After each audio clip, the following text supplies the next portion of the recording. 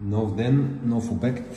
Намираме се в така любимата на всички Дружба 2, достатъчно далече от Пловдив, но все по-близко до центъра на София.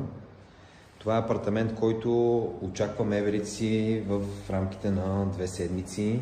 Започваме да сглабяме. До тогава обаче успяхме да поставим масата и столовете, да доставим радиаторите, да монтираме климатика вчера, телевизор, разбира се, и стойка, и всичко останало се чака до 2 седмици, като ще бъде много интересен проект. Пак в това зелено, което имаме в един от другите апартаменти, много свежо, много приятно.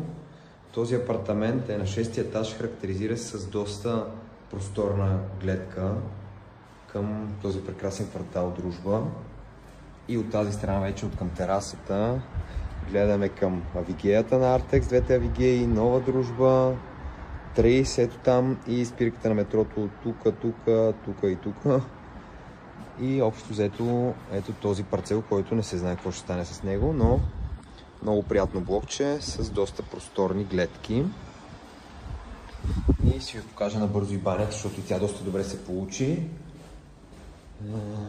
Нямаме осветление, все още, защото нямаме ключове, но ето я нея в полусуров вид. Така, и спалничката, пак с това любимото ни зелено. Следвайте ме за още видеа.